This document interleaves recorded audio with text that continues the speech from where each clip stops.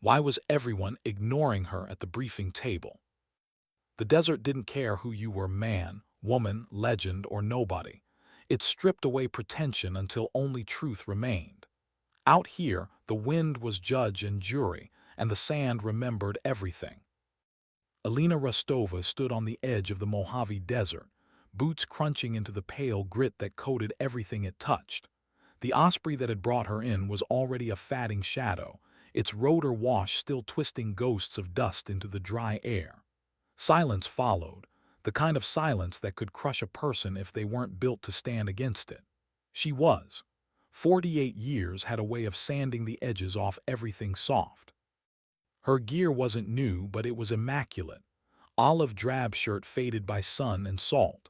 Cargo pants tucked into boots that had crossed continents.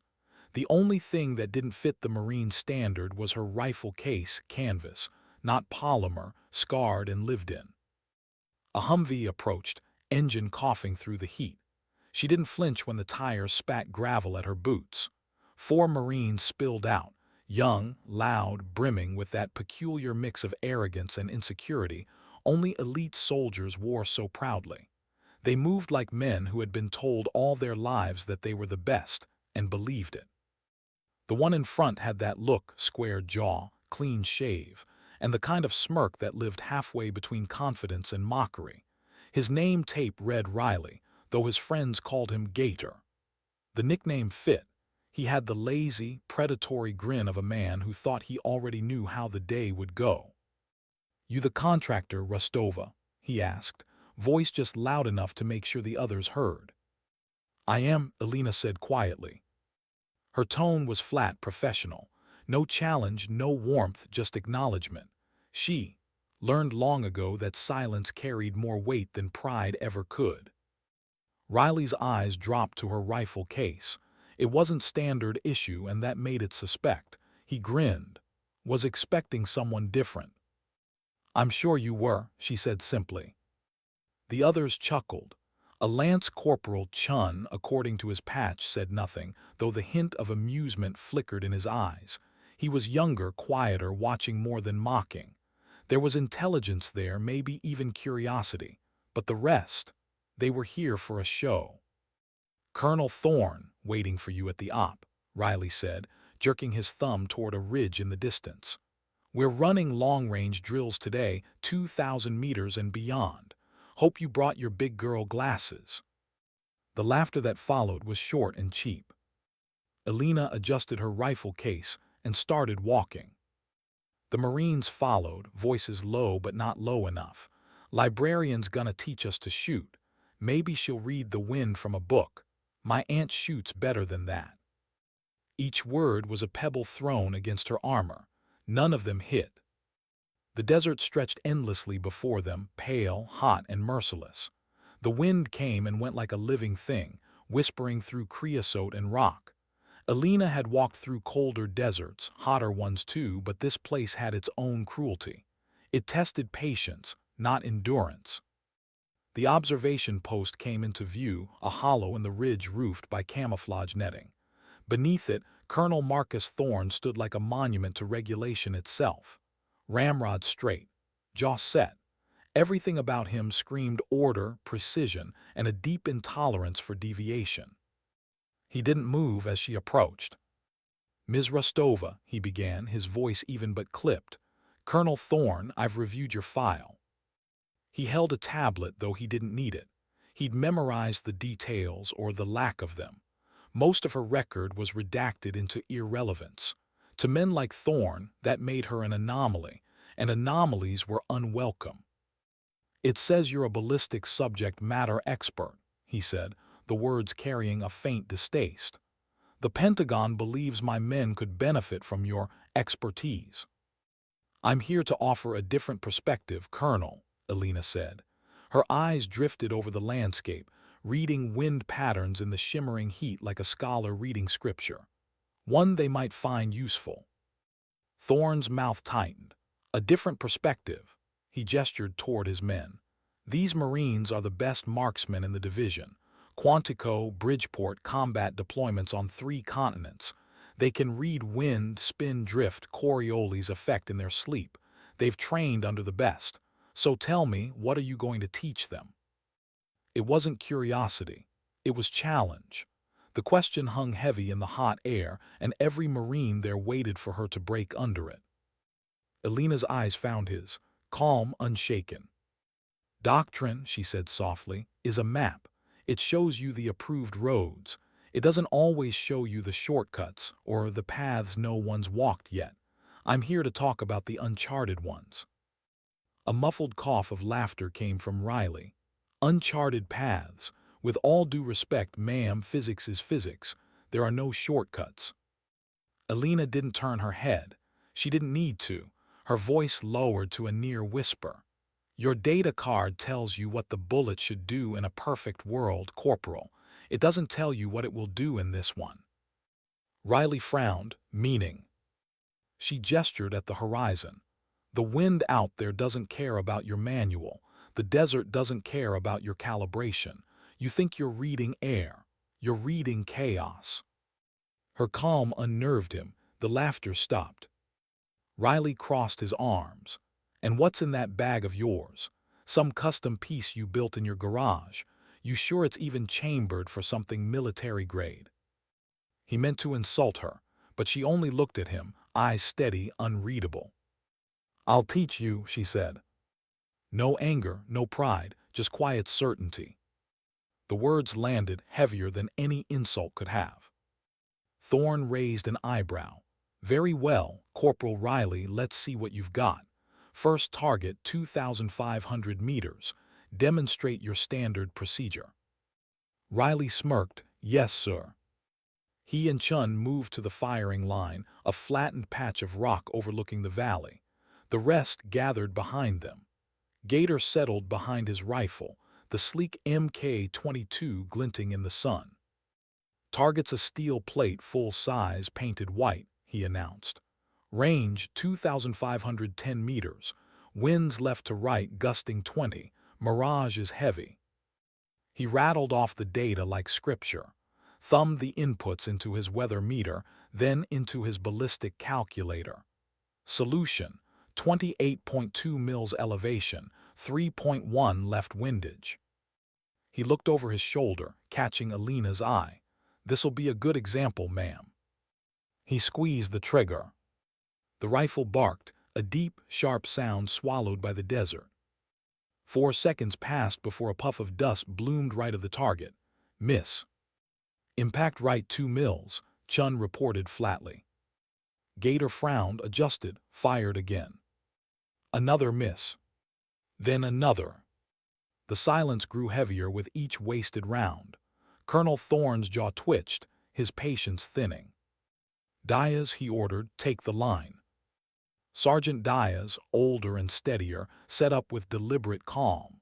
He took his time, 10 minutes of wind study before firing.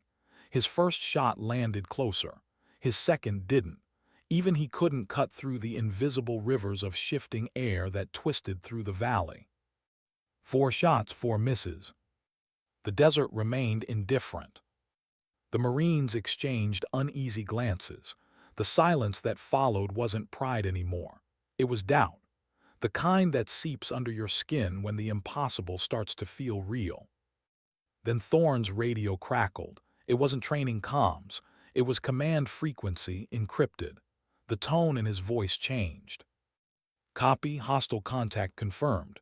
Grid coordinates say again. He froze, eyes narrowing.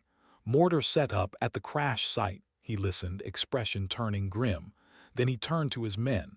This is no longer a drill. Every Marine stiffened. At 900, an experimental reconnaissance drone went down in that sector, Thorne said, pointing toward a jagged ridge far beyond the valley. Hostile forces have located it. They're setting up an 82mm mortar to destroy the wreck before recovery. Our quick reaction force is 30 minutes out. Air support is 40. That mortar will be firing in 15. The coordinates came through again. The distance was confirmed. 3,540 meters.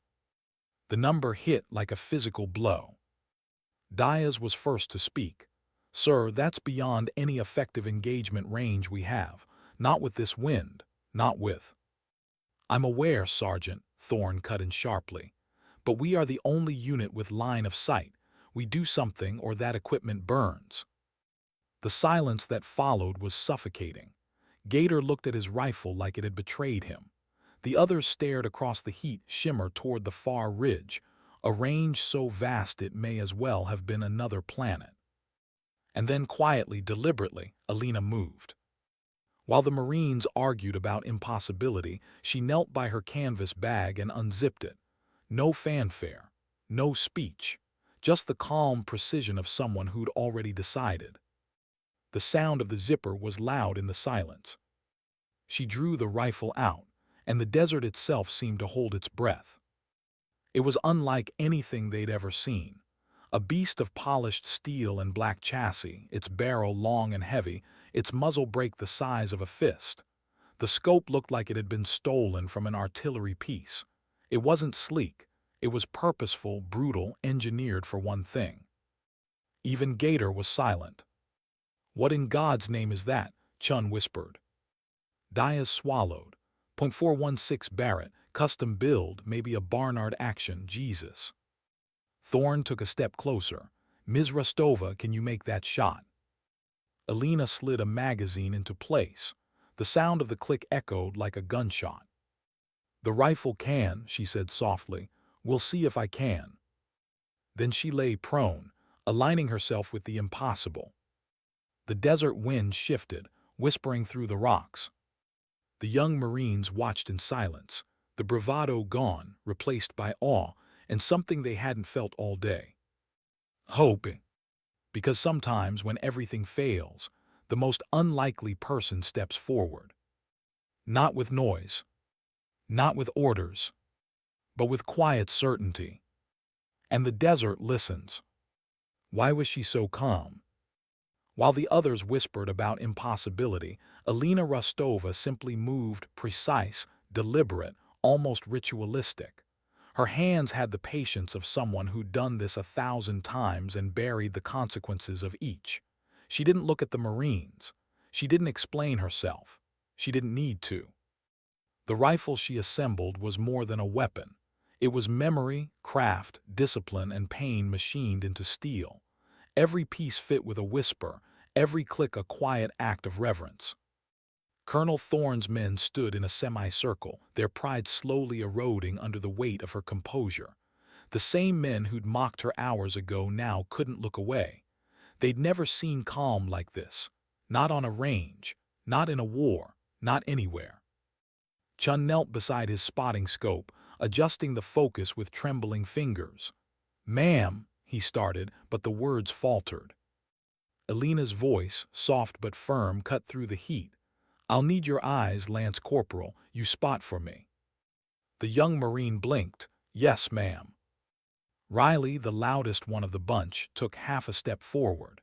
His mouth opened as if to say something, a joke, maybe a warning, but the look she gave him stopped the words in his throat. She didn't glare, she didn't scold. Her eyes were simply steady, like stone under fire. She adjusted the bipod, digging its legs into the hard earth. The barrel pointed toward the far ridge, a shimmer of pale blue horizon more than 2 miles away. The light bent and danced in the heat, distorting everything. Even the air seemed to resist what she was about to attempt. Alina reached into a side pouch and pulled out something small, 3 thin silk threads, white as frost. She held them for a moment, feeling the breeze brush across her fingers. Then she let them go. The threads drifted, twisted, floated away, each caught by invisible currents that pulled them in different directions. She watched them, not just their movement but the light that caught on them, the rhythm of their dance, the way they rose, fell, and disappeared. "Winds inconsistent," she murmured. "Multiple layers, 2 countercurrents and a vertical shear near the second ridge." Her tone was factual, almost meditative. To her, this wasn't mystery, it was language. Gator Riley frowned. "You can tell that from that." She didn't look at him.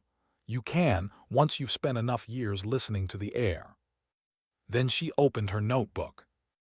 It was thick, worn, bound in cracked brown leather. Inside, page after page of dense handwriting, diagrams, and tiny inked equations that looked more like music than math. Every angle, every wind call, every failed experiment was there. She flipped to a page marked with a strip of red tape. It was labeled only with a word Tbilisi. A note beneath it read, "Mountain crosswinds, 9 degrees elevation, 3,200 meters." The others couldn't read the numbers, but they could see what they meant to her. Every shot she'd ever taken, every lesson paid for in blood and silence, lived in that book. "Chun," she said quietly, "you have eyes on." The young Marine swallowed. "Yes, ma'am. Reverse slope of the far peak. 3 individuals. They're setting up the tube now. I can see the glint off the base plate." Elena nodded. "Range confirmed. 3,540 meters. Angle correction negligible. But the mirage is." "Boiling," she finished. "Yes, that's the updraft I saw." She scribbled a note, then began speaking softly, half to Chun, half to herself. "Air temperature 94 degrees, humidity 8%, pressure 29.92, elevation hold 48.6 mils, wind net 2.8 left." Gator Riley shook his head in disbelief. "You can't even see that far clear enough to spot a target. You're shooting at a mirage." Elena's hand froze mid-calculation. She turned her head, not quickly, but with the slow, steady control of someone who'd outgrown anger decades ago. "Then we'll see if the mirage bleeds." No one laughed. She settled behind the rifle. Her body became part of it, spine, breath, heartbeat, all aligned in a single purpose. She inhaled once deeply and exhaled until the world shrank to the reticle inside her scope. "Spotter," she said, "when I fire you'll lose trace past 2800. Don't chase it, just watch the area. You'll see the truth at the end." "Yes, ma'am." Colonel Thorne stood silent behind them, jaw locked. He wasn't thinking about protocol anymore. He was thinking about the odds, one woman, one impossible shot, one hope left before failure. Elena shifted her cheek slightly against the comb of the rifle. Her finger rested lightly on the trigger, not pressure, not command, just connection. The world fell away. In her scope, the far ridge shimmered like a ghost. The men beside the mortar were only smudges of heat and movement. But Elena wasn't aiming at them. She was aiming at a point 12 seconds in the future, where wind, gravity, and the Earth's rotation would intersect in perfect silence. "Spotter ready." "Ready," Chun whispered. "Sending." The word came out like prayer. The rifle erupted. It wasn't a crack, it was a concussion. The shockwave rolled over the ridge like a physical force. A bloom of dust exploded from the muzzle brake, scattering the nearby gravel in a halo. The recoil was enormous, yet her body absorbed it with ease. Her eye never left the scope. The bullet, a 350-grain brass slug, screamed into the air, a speck of gold climbing toward heaven. For a moment, there was nothing to do but count. 1, 2, 3. The vapor trail curled faintly in the air, a shimmering line visible only to Chun's trained eye. "Trace high," he breathed. 4, 5. The bullet reached its apex, half a kilometer above the earth, and began to fall. 6, 7. The sound of the shot had already faded. Only the soft whine of the wind remained. 8, 9. "Lost trace," Chun whispered, breath caught in his throat. 10, 11. Nothing. And then 12. A small, sharp puff appeared on the far ridge. Then another, larger one, a cloud of dust, rock, and something darker. Through the scope, Chun saw the mortar tube flip into the air, spinning before crashing back into the dirt. He froze, disbelieving.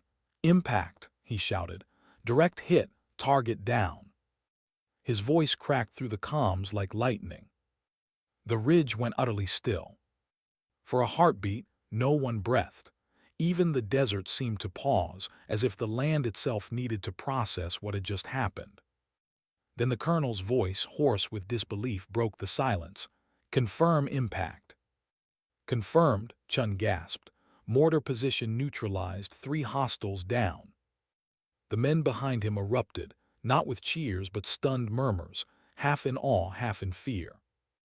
Gator Riley took a step back, his rifle slipping from his grasp and landing softly in the sand. He looked from the far ridge to Alina, his mouth slightly open. She hadn't moved. She was ejecting the spent casing, a gleaming brass cylinder that landed in her gloved palm. She turned it over once, studying the mark on its base, then set it beside her mat like something sacred. The smell of burnt powder hung in the air, sharp and clean. Colonel Thorne stepped forward. "Watchtower, this is Goliath. Shot fired. Confirmed target neutralized." His voice trembled not with fear but with the gravity of witnessing something his training couldn't explain. For the Marines who'd mocked her, it was like watching gravity bend. The impossible, the mathematically, physically unreachable, had just been undone by a woman who never raised her voice.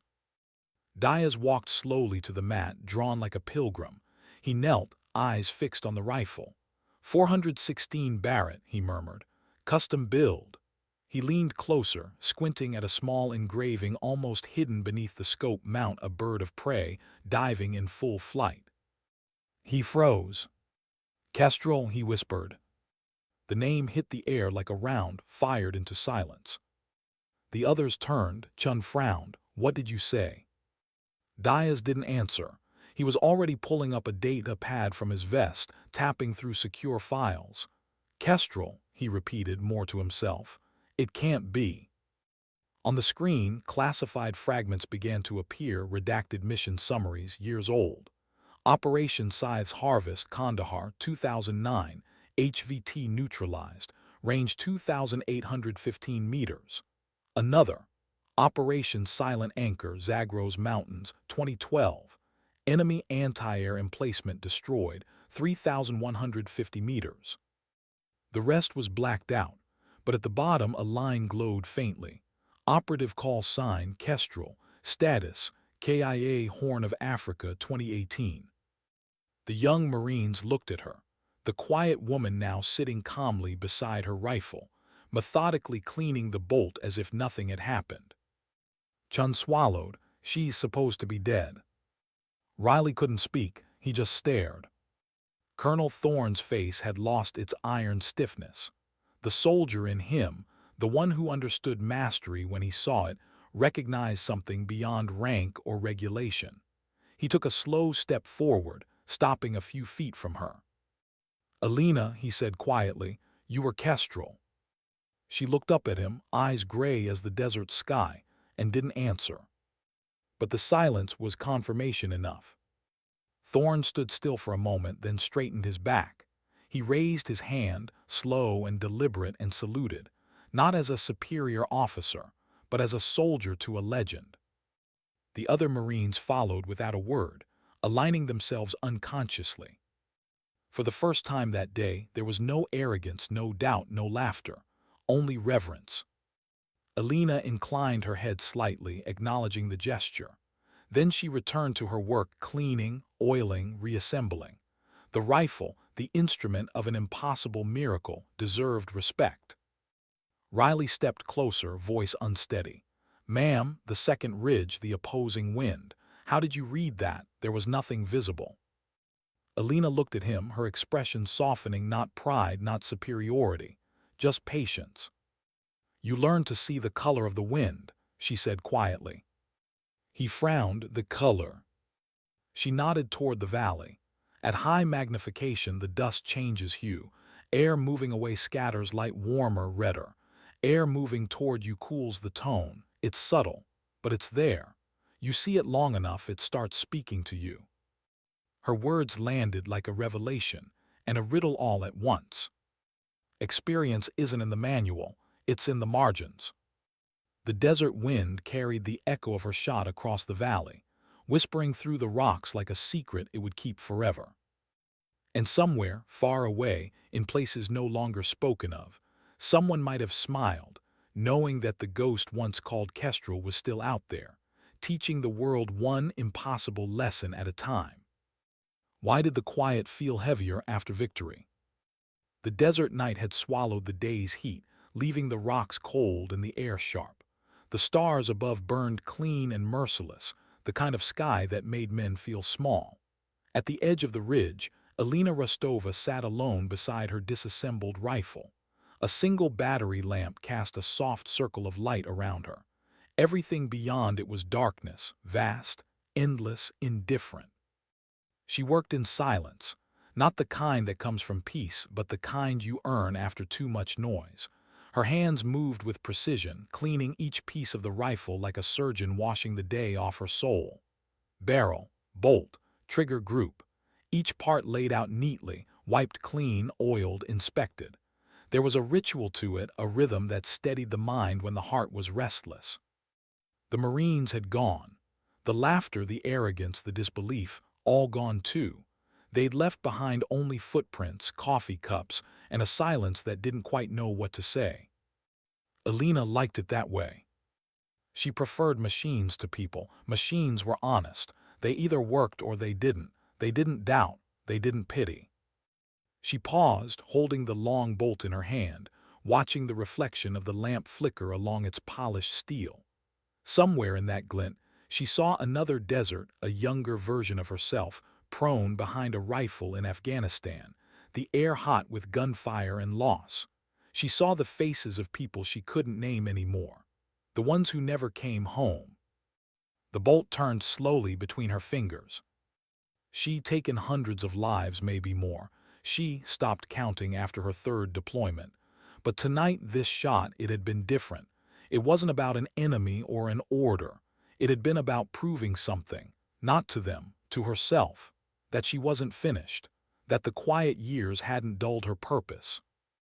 And yet, beneath the calm surface of her face, a familiar ache pressed against her chest, the ache that always came after the shot, when the world caught up again. Bootsteps broke the stillness. She didn't look up, but she knew the rhythm of those steps, slow, careful, unsure. "Corporal Chun," she said softly, eyes still on her rifle parts. The young Marine stopped 10 feet away, surprised that she'd recognized him without looking. He stood awkwardly in the dark, a metal canteen cup steaming in his hands. For a long moment, he didn't move. He wasn't sure if he was interrupting something sacred. "I brought you this," he said finally, stepping into the ring of light. He placed the cup on a flat stone beside her mat, careful not to touch anything else, and took a step back. The smell of black coffee rose through the cold air, warm and grounding. Alina didn't thank him. She just nodded, a gesture so subtle it was almost invisible. Chun understood gratitude didn't need words, not between soldiers who'd seen what she had done. He lingered a moment longer, eyes falling on the rifle's pieces laid out with almost ceremonial order. "Ma'am," he said quietly, "I've never seen anything like that shot. I don't think anyone has." Alina didn't answer. Her fingers continued to move, threading a cleaning patch through the bore with slow, even pressure. Chun hesitated. How long have you been shooting like that?" She smiled faintly, the kind of smile that held too much sadness to be joy. "Long enough to stop calling it shooting." He frowned, unsure what she meant. Alina glanced up, her eyes softening. "When you're young, you pull a trigger and think you've done something. But as the years go by, you start realizing every bullet you send out there, you trade a piece of yourself for it. You start keeping score differently." Chun looked down, his throat tight. He wasn't sure if she was warning him or confessing. The wind shifted, cold, dry, carrying the faint metallic tang of distant ordnance. Somewhere far off, a training detonation rolled across the desert like a ghost of old wars. Alina took a sip of the coffee. It was strong, bitter, and exactly right.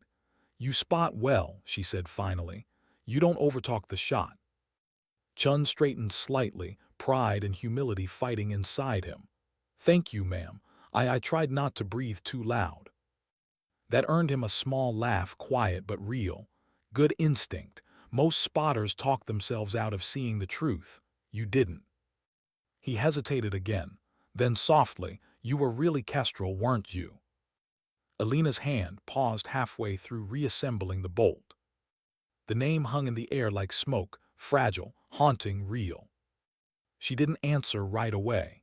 She finished what she was doing, locked the bolt back into the receiver, and only then looked at him. Once, she said, a long time ago. I thought you were dead, he whispered.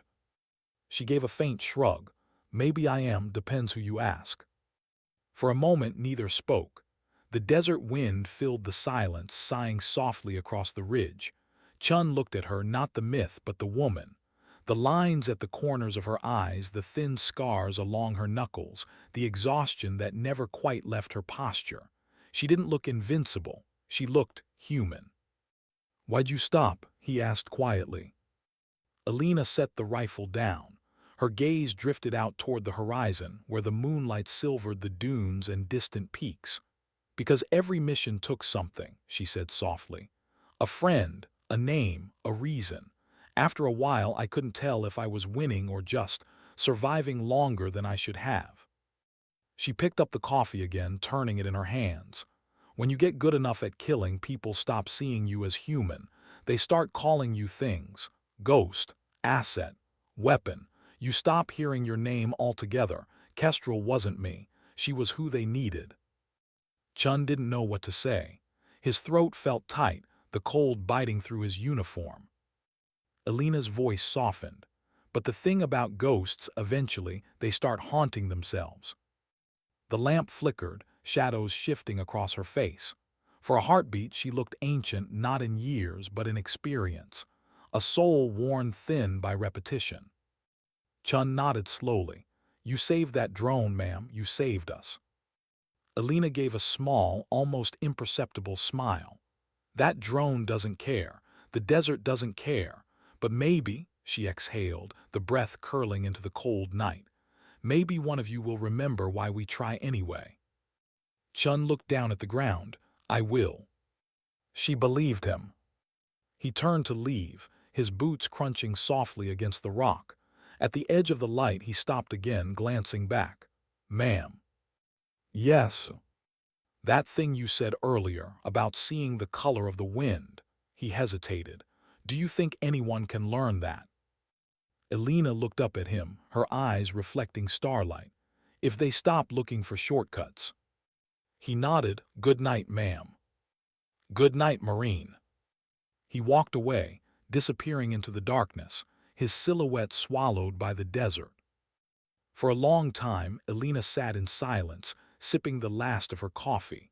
Above her, the stars burned bright and unflinching. She thought of the young man, too young, really, and the way he'd looked at her, not with awe, but with understanding. It reminded her of someone, a memory buried deep, from a different war, a different life.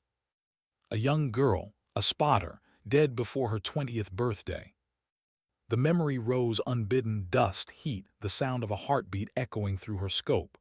She saw the girl's eyes again just before that last shot, clear, brave, unafraid, and then nothing, just silence.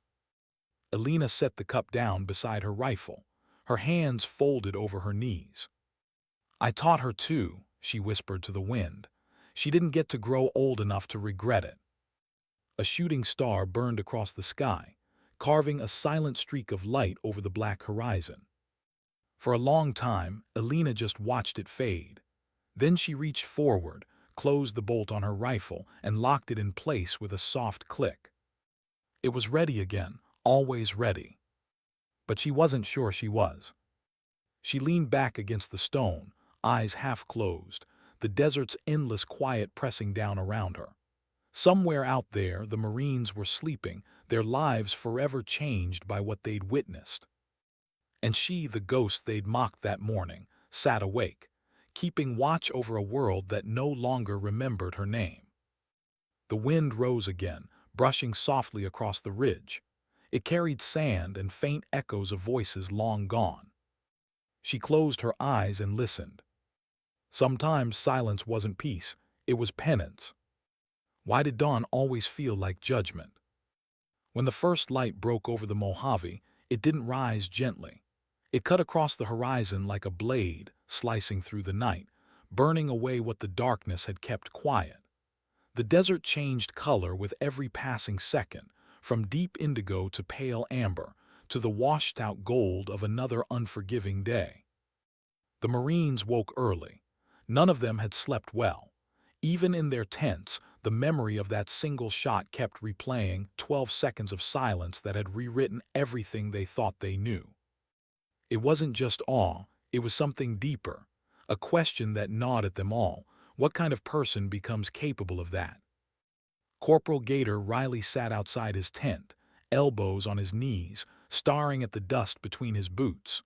His rifle rested across his lap, cleaned and oiled, though he hadn't fired it since the day before. The scope caught the dawn light and threw it back at him, a cold reflection that made him squint. He wasn't mocking anyone this morning.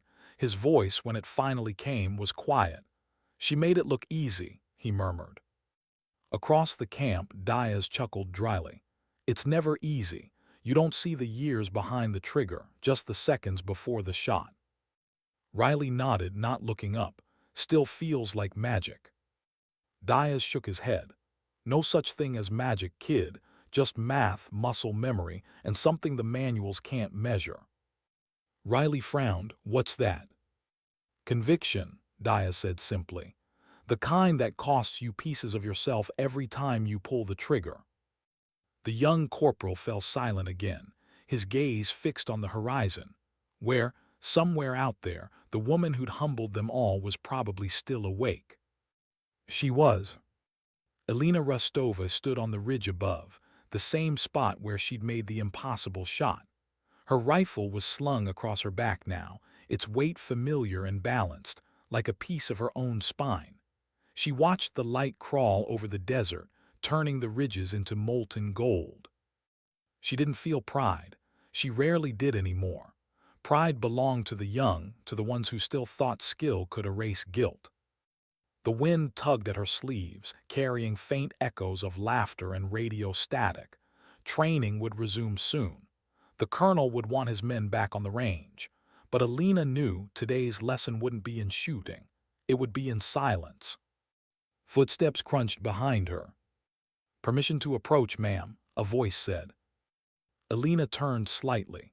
Colonel Thorne stood there, not in his usual posture of rigid command, but in something more human, shoulders relaxed, eyes thoughtful.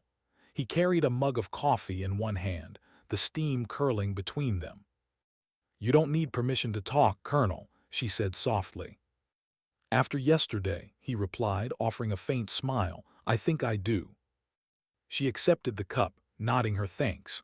The two stood in silence for a long moment, watching the light climb the valley walls. Thorne finally spoke.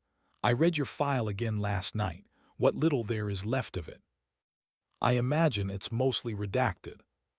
"Mostly," he admitted. "But what wasn't, well, it was enough to remind me that legends aren't born in comfort." Elena took a slow sip of the coffee, eyes fixed on the horizon. "Legends are just stories told by people who weren't there. The ones who were don't use that word." Thorne looked at her. "You don't think what you did yesterday was extraordinary?" "No," she said, "just necessary." The colonel nodded, considering that. "Still, my men learned more in a day watching you than they did in 6 months of formal instruction. I'm grateful for that." Elena's mouth curved faintly. "You're welcome, though gratitude isn't what I came for." "What did you come for?" She hesitated. The desert wind filled the gap between them, whistling softly through the stones. "To see if I still could," she said at last. Thorne studied her for a long moment. "And can you?" Elena exhaled slowly. "That's the problem, I can." The honesty in her voice hit him harder than any boast could have. There was no arrogance in her, only weariness. The kind that came from surviving too much competence for too long. He nodded once, a gesture of respect more than understanding. I hope my Marines learn what you mean by that before they ever have to live it. Some lessons, she said quietly, you only understand when it's too late. They stood in silence again, the kind of silence that says more than words ever could. Down at the base of the ridge, the camp came alive. The clatter of mess kits, the murmur of morning voices, the smell of gun oil and instant coffee. Colonel Thorne turned to go, but before he left, he paused. Ms. Rostova, he said, you don't have to stay for today's exercises. You've done more than enough. Elena shook her head. I don't leave in the middle of a lesson. He smiled faintly. Then I'll see you on the range. As he descended, Elena looked out over the vast emptiness once more. The sunlight was harsher now, burning away the gentler shades of dawn. She took a breath, deep, steady, and followed. By mid-morning, the heat was back with a vengeance. The range shimmered in the distance, the targets barely visible through the mirage. The Marines gathered at the firing line, their energy subdued, almost reverent. Riley lay prone behind his rifle, not swaggering, not smirking, just focused. Elena stood behind him, her voice even, guiding without commanding. Don't fight the wind. Read it. Feel its rhythm before you measure it. Yes, ma'am. He adjusted his hold, his cheek pressed tight against the stock. The wind gusted, light, then strong, then still again. Breathe with it, she said. Don't wait for calm, there's no such thing. Find the moment between the gusts. He inhaled, held it, exhaled halfway, then squeezed the trigger. The shot cracked, echoing through the range. A second later, a distant clang, the satisfying sound of steel struck clean. Riley's head lifted, eyes wide. Hit. Elena nodded. Now do it again. He fired another, then another, both hits. The other Marines watched in silence, a mix of pride and disbelief. Gator Riley, the man who'd once laughed at the old civilian, was now following her every word like gospel. Even Diaz grinned. Guess the student finally stopped talking long enough to learn. Elena allowed herself a small smile. He's learning to listen. Thorne watched from a distance, arms folded. There was something almost paternal in his gaze. He'd spent a lifetime teaching men to follow orders. But this was different. She wasn't teaching obedience. She was teaching awareness. As the session continued, each Marine took their turn. The hits came more often now, not because of equipment or numbers, but because something inside them had shifted. They were no longer trying to conquer the environment. They were beginning to understand it. When the last shot echoed across the valley, Elena stepped forward, standing at the edge of the firing line. The heat shimmered around her, blurring the horizon into gold. Yesterday, she said quietly, her voice carrying easily despite the wind, you all learned something about distance, but that wasn't the real lesson. The Marine stood still, listening. You learned what it feels like to fail, she continued. To be good, the best, and still not enough. You learned that there are limits you didn't know existed. She looked at each of them in turn. That feeling, the frustration, the doubt, that's where learning starts. You don't master the wind by fighting it. You master it by accepting it will always be stronger than you. The men were silent. Even the desert seemed to listen. Respect isn't given, she said. It's earned by listening to the wind, to the silence, to the things that don't speak but still teach. Her voice softened. You mocked me once. I don't blame you. Pride is just fear wearing armor. But someday when the noise fades and you find yourself staring through glass at something too far, too impossible, remember this. Skill will take you halfway. The rest is patience. No one moved. No one breathed. Colonel Thorne finally stepped forward, his voice low. I think we've all learned something about patience, Ms. Rostova. Elena looked at him, her expression unreadable but warm. Then my job here is done. As she turned to leave, Gator Riley spoke, not loudly, but with the tone of someone who'd finally understood the weight of what he was saying. Ma'am, he called. She paused, looking back. Yesterday, when you said you'd teach us, I thought you meant how to hit a target, but now I think you meant something else." She tilted her head slightly, a faint smile touching her lips. "Maybe I did." Riley nodded. "Thank you for not giving up on us when we didn't deserve your time." She met his gaze. "The world's full of people who won't listen, but once in a while someone does. That's enough reason to keep teaching."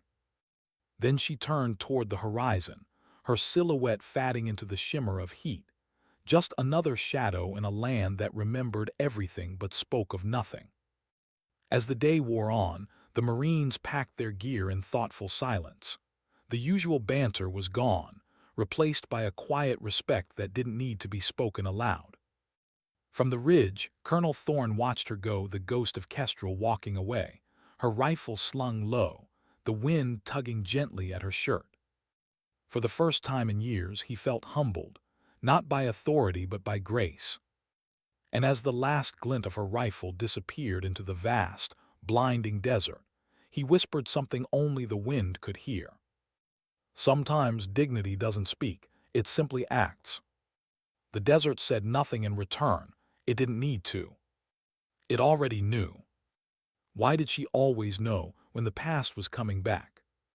The desert had fallen silent again, days after the shot that changed everything. The Marines had gone, reassigned, rotated, absorbed back into the rhythm of military life. But something about the air felt different now, like the range itself had seen too much to ever be ordinary again. Elena Rostova stayed behind at the forward base for debriefs, official ones, unofficial ones, and the ones that never made it into records.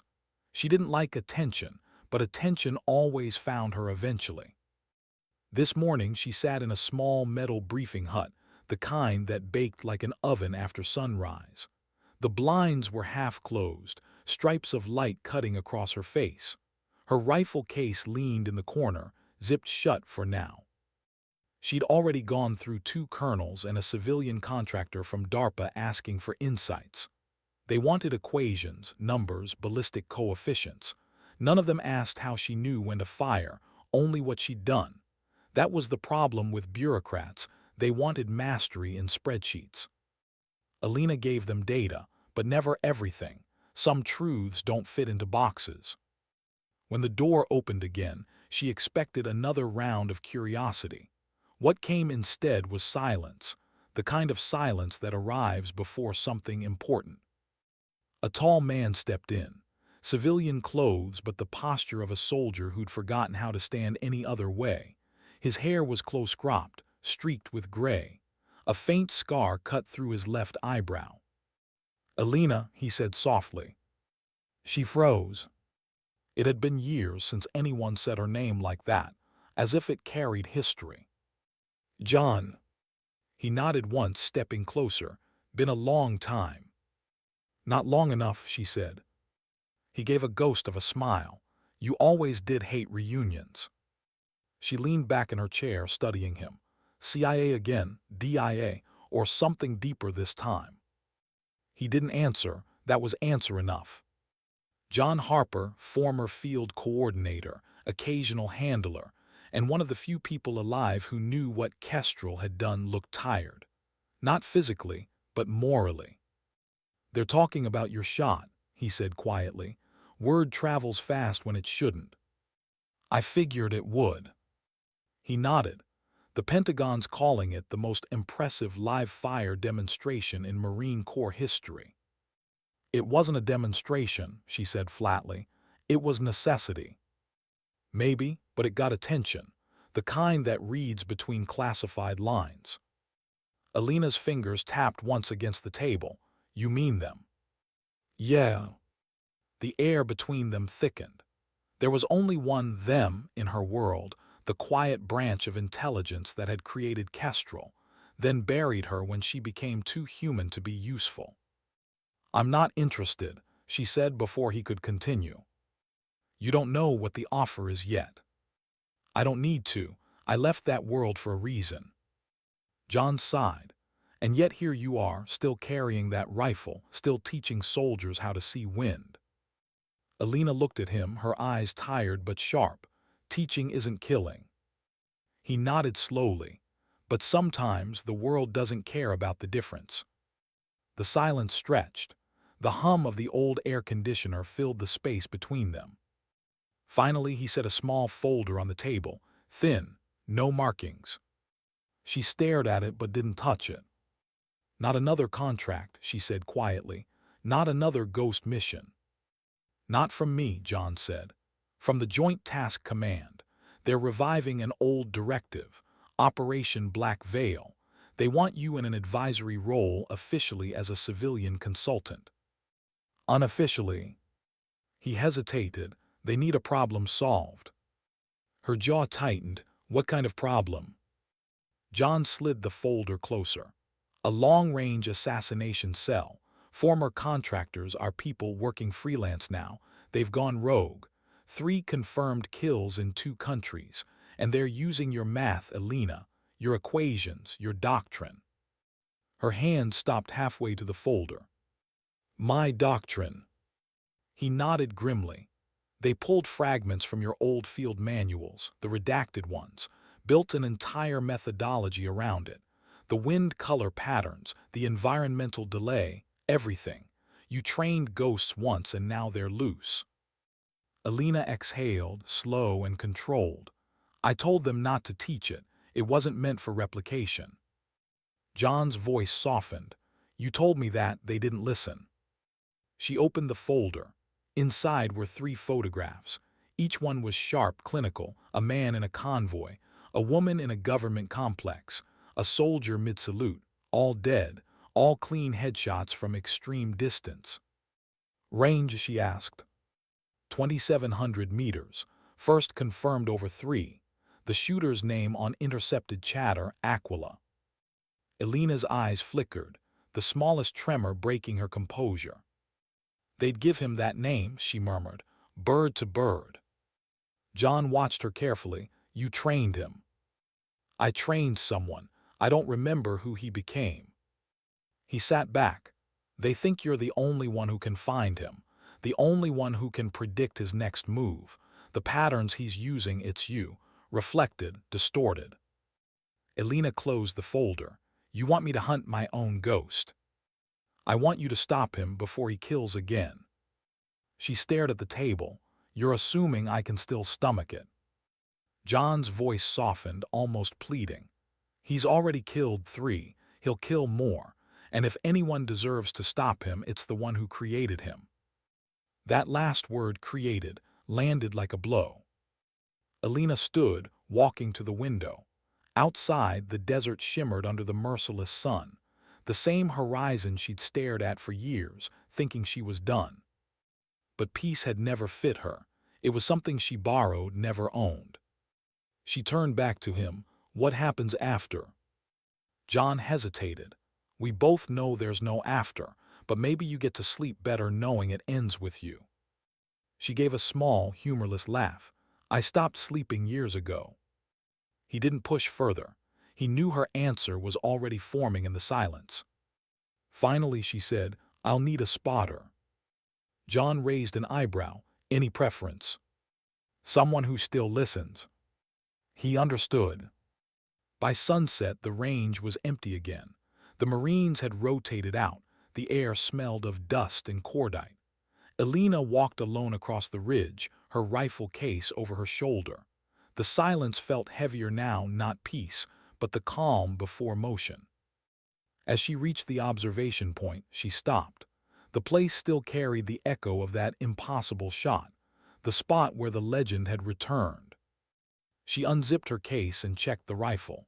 Clean, cold, ready. She'd spent decades tuning that weapon not for power but for truth, the kind that left no room for mistakes. The wind tugged at her sleeve again. She raised a hand, feeling it brush against her skin, reading its tone like old music. Warm front, shifting west. A memory surfaced, a mountain ridge in Iraq, a night lit by tracer fire, a voice whispering through a headset. Kestrel, you're clear to fire. She closed her eyes, but the sound of the trigger still echoed. It always would. She opened them again and whispered to the wind. One more lesson. Behind her, boots crunched softly on gravel. Ma'am. She turned. Lance Corporal Chun stood there, cleaner uniform now, but the same uncertain energy.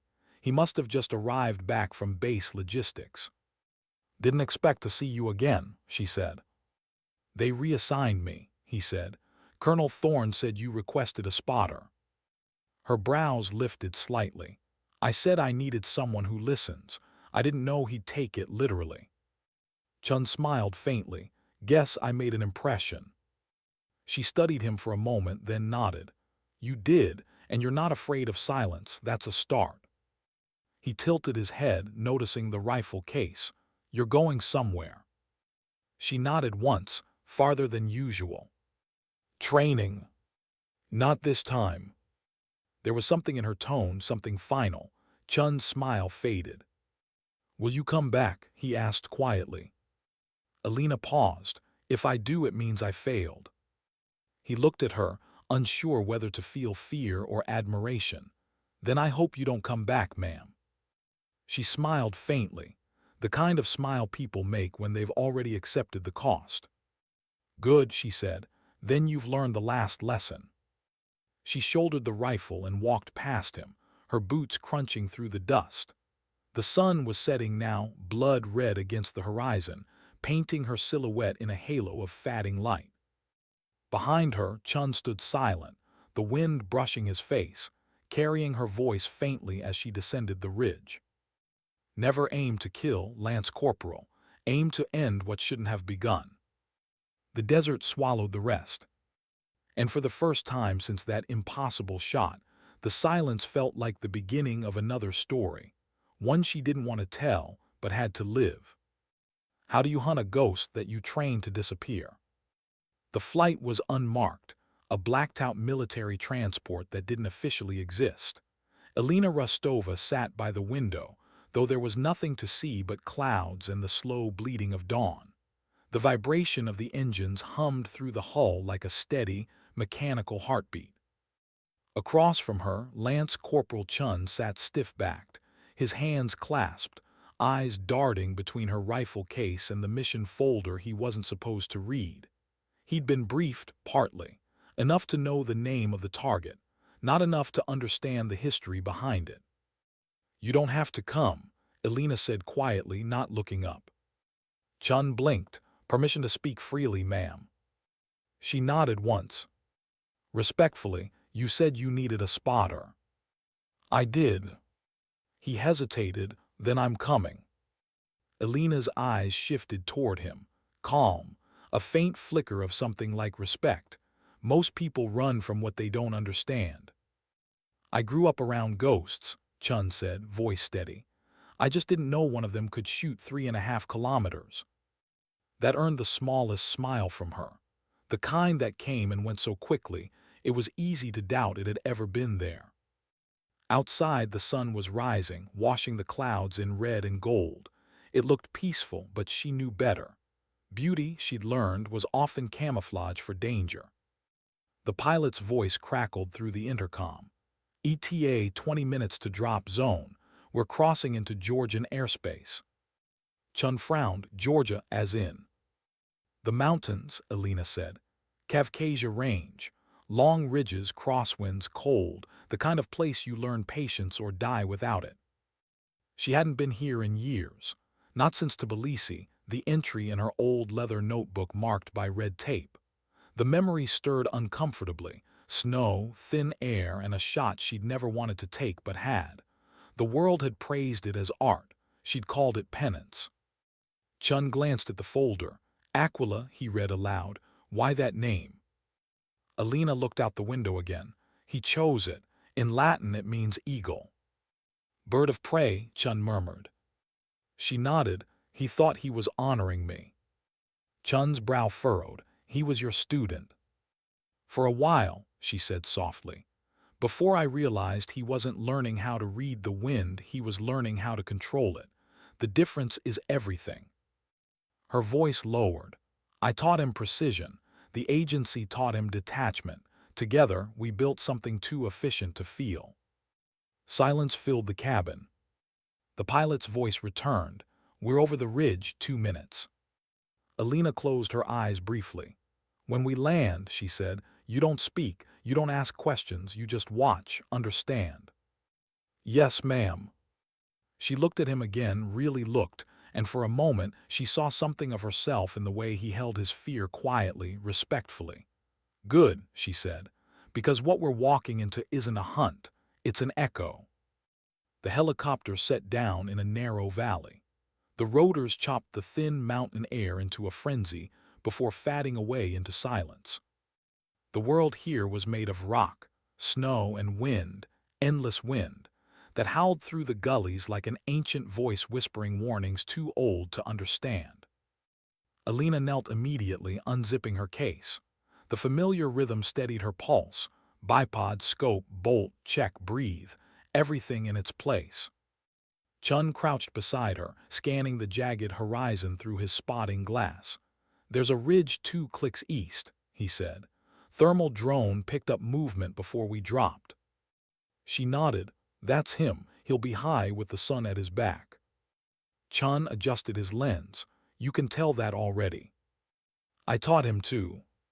The wind picked up, cutting through the seams of their clothing, cold and biting.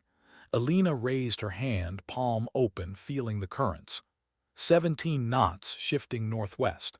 That means he's watching the basin. He'll wait until he sees us cross open ground. She glanced at Chun. "How many shots do you think you get before a man like him finds your exact position?" Chun hesitated. "1." She nodded. "That's the right answer." They began moving slow, deliberate steps across the frozen gravel. The air was so thin it stung with every breath. Alina's body moved with efficiency, no wasted motion. Each step was memory. Half an hour later they reached the ridge line. She raised her scope, scanning the distance. At first, nothing but the shimmer of heat rising from snow, the flicker of light on rock. Then faintly the glint of glass. "There," she whispered. Chun froze, bearing. 241, 3 clicks out. He's already sighted us. She shifted slightly, finding cover behind a scatter of rocks. Her movements were smooth, unhurried, but her pulse, hidden beneath the calm, had started to race. "Ma'am," Chun said softly, "if he was your student, what's he doing this for?" Alina didn't answer for a long time. When she did, her voice was low. "Because he thinks he's correcting me." Chun frowned. "Correcting?" She adjusted the scope. "When I walked away, I told him the hardest part of a marksman's life isn't hitting the target. It's knowing when not to. He called that weakness." Her eyes narrowed. "He spent years proving me wrong." The words hung heavy in the cold air. Through the scope she saw movement, a faint silhouette kneeling behind a long, dark shape. He was already set, already watching. "He's not taking the shot yet," she said quietly. "He's waiting for me to move. He wants me to confirm it's me." "Then what do we do?" Chun whispered. She exhaled slowly. "We let him." Before Chun could protest, she stood. The wind hit her face like knives. She didn't flinch.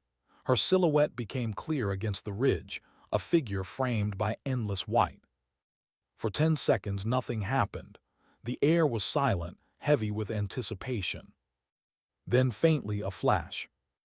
Alina dropped before Chun even heard the crack. The round cut the air above her, shattering a rock behind them into dust. She rolled, calm, controlled, and settled the bipod against the ground. "He's fast," she murmured, "but impatient." "Range?" Chun asked, scrambling beside her. 3,200. Crosswind has shifted, he didn't correct. Her hands worked quickly, sliding the bolt, adjusting the scope. "He'll take another shot. He has to. He's measuring the miss." Sure enough, another flash, this one lower. The bullet screamed through the air, hitting just below her cover. "He's walking them in," Chun said, his voice tight. "No," Alina whispered, "he's testing me." She looked through the scope again, and for a brief moment she saw him, the shape of the man, the way he moved, the way he adjusted, and she knew. "Aquila," she breathed. He was older now, the edges harder, the stillness deeper. His position was perfect, the geometry of his angle flawless. He had learned well, too well. But even through the glass she saw it, the hesitation, the human part he'd tried to kill. She whispered under her breath, almost a prayer, "Don't make me do this." The wind shifted. She made her calculation. It was instinct now, no numbers, no formulas, just the rhythm of the earth itself. "Spotter," she said. "Ready," Chun whispered. "Sending." The rifle thundered.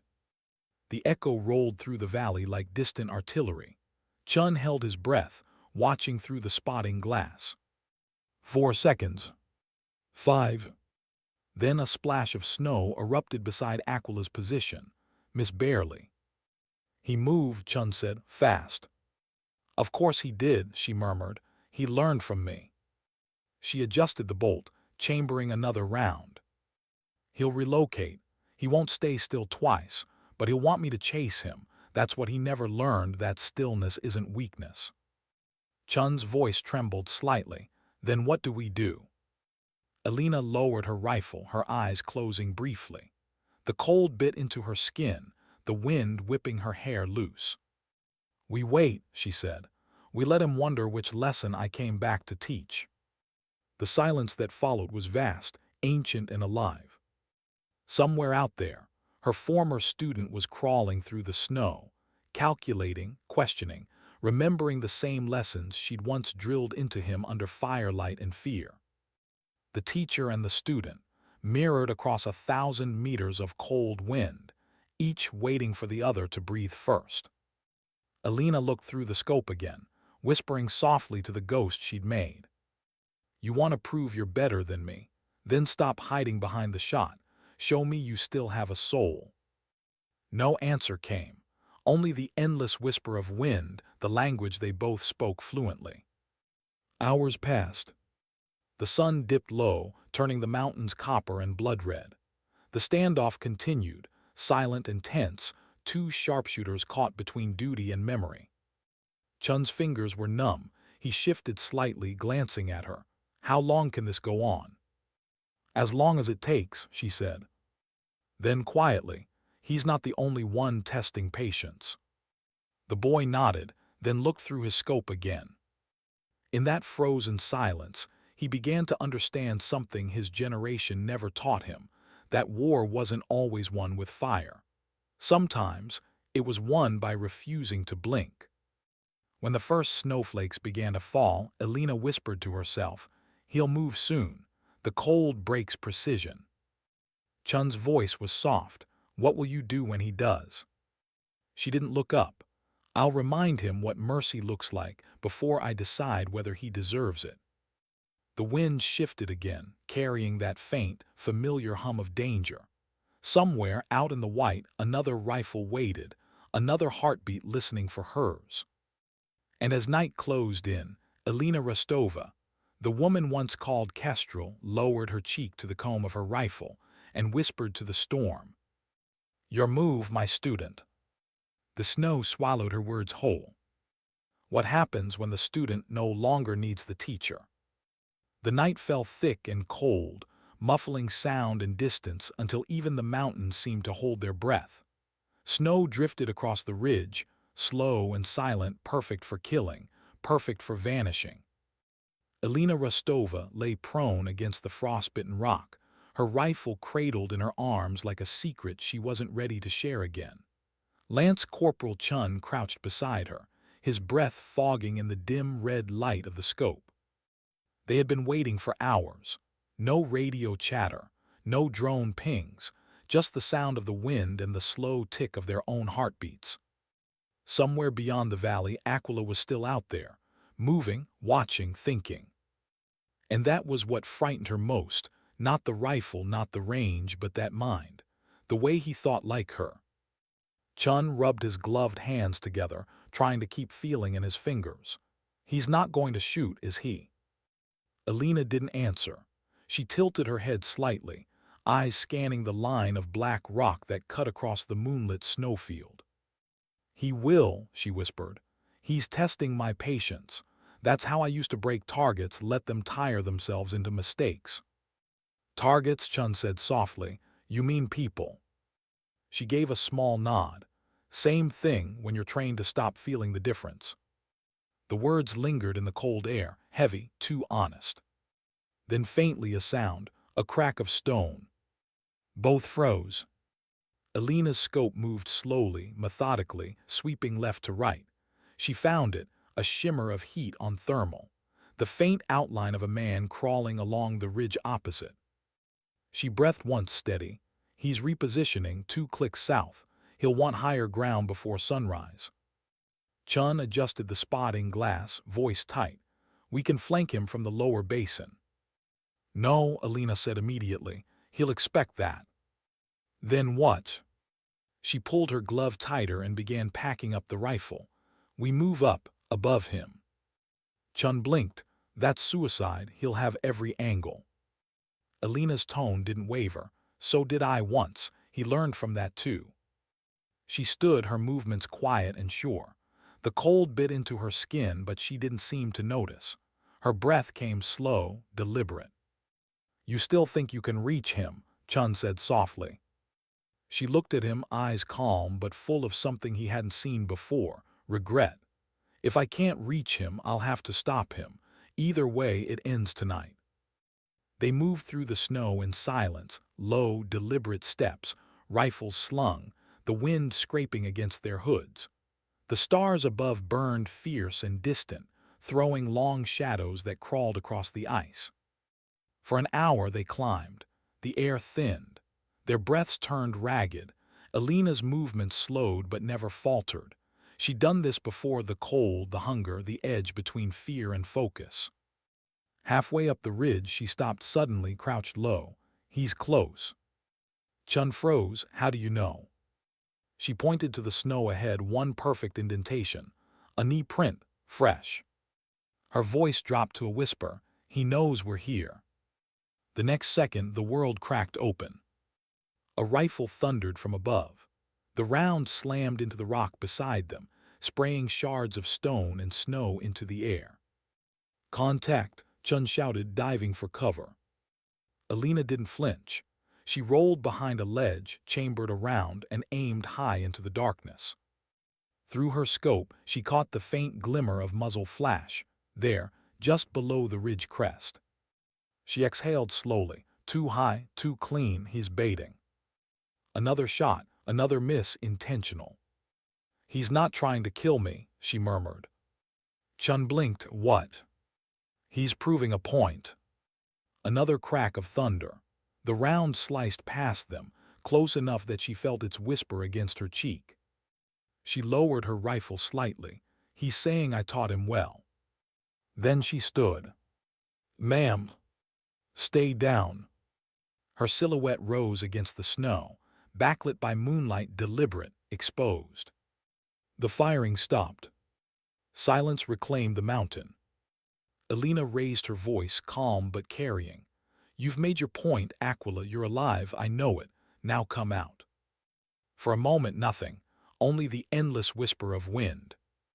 Then a voice, faint but clear, drifting from the ridge above. Still teaching, Kestrel? Chun's breath caught.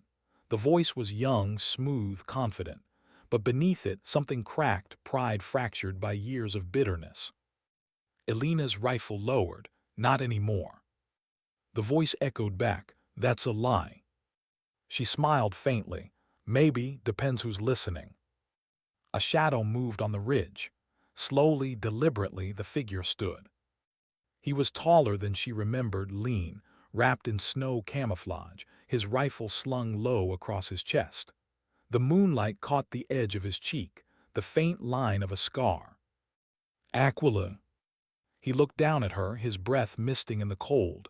You shouldn't have come. I said the same thing to you once, she replied. He took a step forward. You think this is about me, about revenge? I think it's about recognition, she said.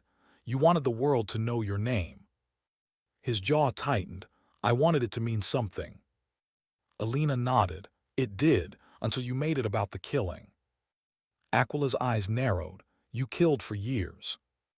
I killed to end fights, you killed to start them. The silence between them trembled, years of unspoken truths hanging in the frozen air. Finally, Aquila said, "They turned us into weapons, Kestrel. You taught me to survive it, but you never told me what to do after." Her voice softened, "Because I didn't know." His laughter was hollow, echoing through the valley. "And now you've come to fix me." "No," she said, "to stop you before you become what I almost did." He took aim, slowly, deliberately, his rifle rising to meet her chest. Chun's heart hammered. He raised his own weapon, finger trembling on the trigger. Elena didn't move. "Do it," she said. "If you need to prove you're better, pull it." Aquila's breath hitched, the barrel wavered. She took one step forward. "You think killing me erases what they did to you," she said softly. "You think it makes you clean. It just makes you the same." His voice cracked. "You left us, you left me." She nodded slowly. "I had to, or I'd have become exactly what you are." The rifle trembled. His eyes, fierce, wild, desperate, met hers. And for the first time she saw it, fear. Not of her, but of what he'd become. "I see you," she whispered. "You're still in there." His lips parted, maybe to argue, maybe to surrender. Then a sound behind him. A faint click. He turned instinctively. A mistake. Elena moved in that heartbeat. The shot cracked, echoing across the ridge like a final word.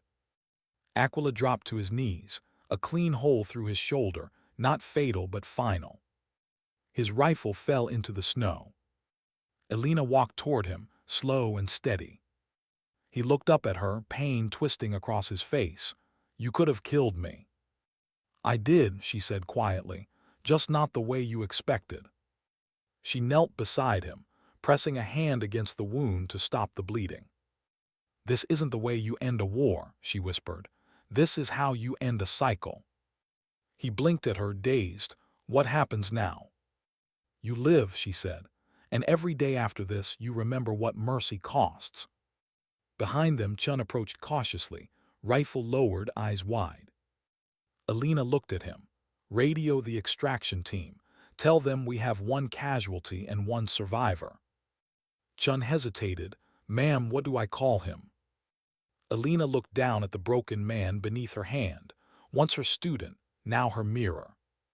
"Call him Forgiven." They airlifted at dawn. The snow was red where it had fallen, already freezing over. The mountains said nothing. Inside the helicopter, Aquila sat sedated, a medic by his side. Chun stared out the window, still processing what he'd seen. Elena sat across from him, silent. Her hands were steady, her face unreadable, but her eyes, those carried centuries. Chun finally asked, "You could have ended him, why didn't you?" She turned to him slowly. "Because the world has enough dead men. It needs a few who remember what not to become." He nodded quietly. Outside, the dawn stretched over the mountains, light breaking through the storm clouds, thin, fragile, beautiful. Elena watched it without expression. The ghost of Kestrel had done what soldiers rarely get to do. She'd stopped fighting without surrendering. For the first time in years, the silence around her didn't feel like punishment. It felt like peace trying to return. Why did the quiet after survival always feel louder than the war itself? The helicopter cut through the gray dawn, skimming low over the mountain valleys. Inside, no one spoke. The medic monitored Aquila's vitals in silence, the steady beep of the monitor sounding too alive, too human. Chun sat opposite, his hands clasped, gaze distant. Elena Rostova sat by the open hatch, the wind slapping her face, her eyes fixed on the horizon. She didn't look at the man she'd once trained, the man who had turned her lessons into nightmares. She didn't need to. She'd seen that story before too many times. The mountains fell away beneath them, replaced by open plains, then forests, then the slow sprawl of civilization creeping back into sight. Chun finally spoke. "Ma'am, was he really your last student?"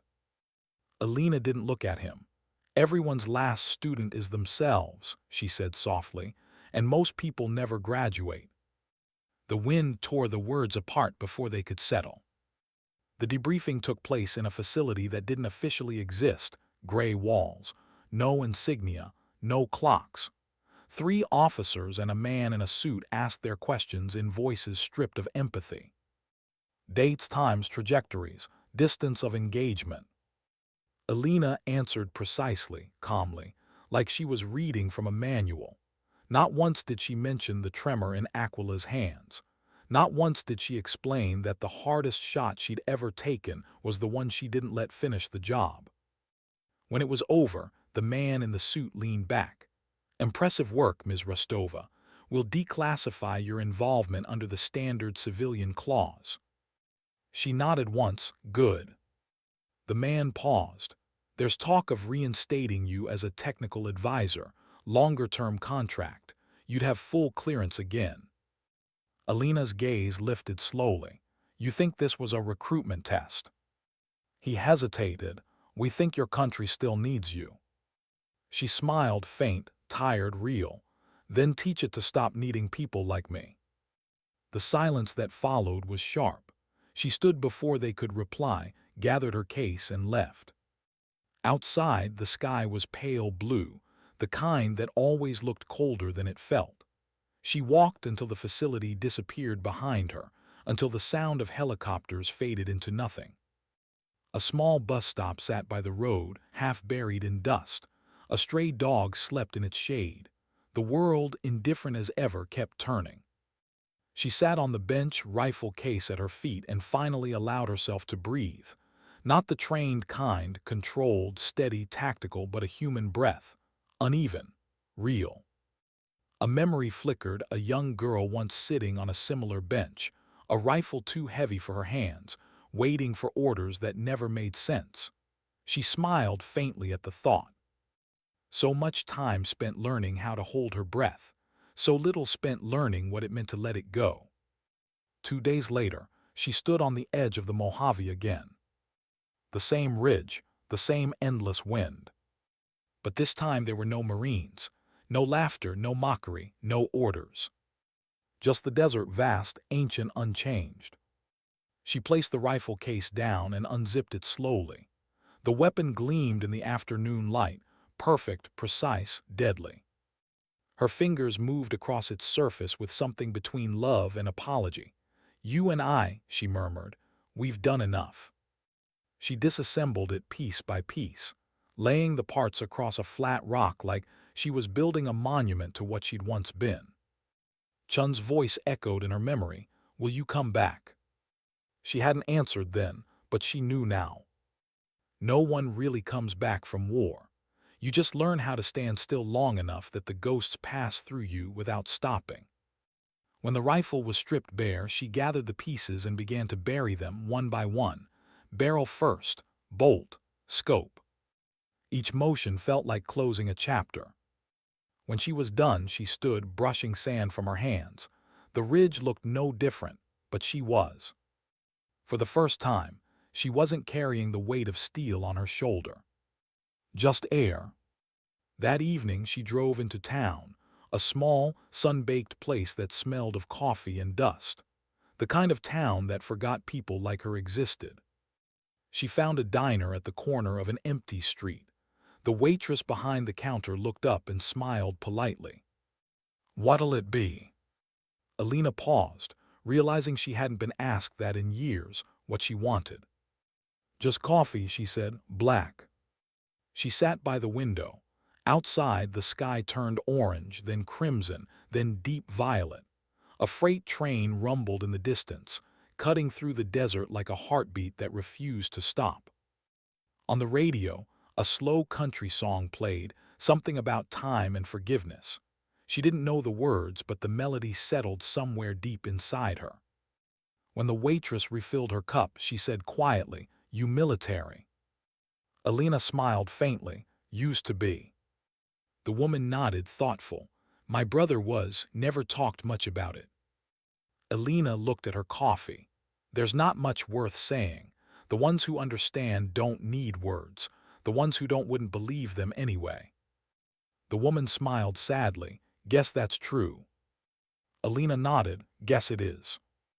Hours later, she walked out of the diner and stood in the street, watching the sky fade to black. Somewhere far away, thunder rolled, or maybe artillery. Hard to tell anymore. She tilted her head slightly, feeling the night wind against her face. It carried the faint smell of dust, sage, and memory. She closed her eyes and whispered almost to herself, "Stillness isn't weakness." The words came back to her, the lesson she'd taught, the one Aquila had refused to learn until it was too late. She smiled softly, it's strength without noise. Weeks passed. The news never mentioned the operation. It never would. The world moved on, chasing new crises, new names, new wars. Somewhere, a man once called Aquila began his long road to recovery under supervision. The official report listed him as former asset, decommissioned. Unofficially, he wrote letters to someone who never wrote back. And Alina Rostova, the sniper they once called Kestrel, became a ghost again, but not the kind who haunted. The kind who watched from a distance and finally stopped needing to prove she existed. One evening, Chun received a package at his base. No return address. Inside was a folded note and a small wind gauge, old, scratched, the kind you clip to a rifle. The note read, "You can't teach the wind to obey. You can only learn its patience. Yar." He held it for a long time, smiling faintly. Outside, the wind howled across the tarmac, and for a second, just a second, he thought he could hear her voice riding through it. Calm, certain, unbroken. Far away on that same ridge of rock and sand, the wind shifted again. No rifle, no legend, just the whisper of a name the world had almost forgotten.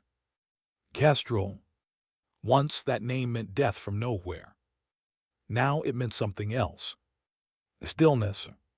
Control. Grace. The desert wind sang softly against the buried steel beneath her feet, a sound only she could understand. She turned her face toward the horizon, eyes soft, lips barely moving.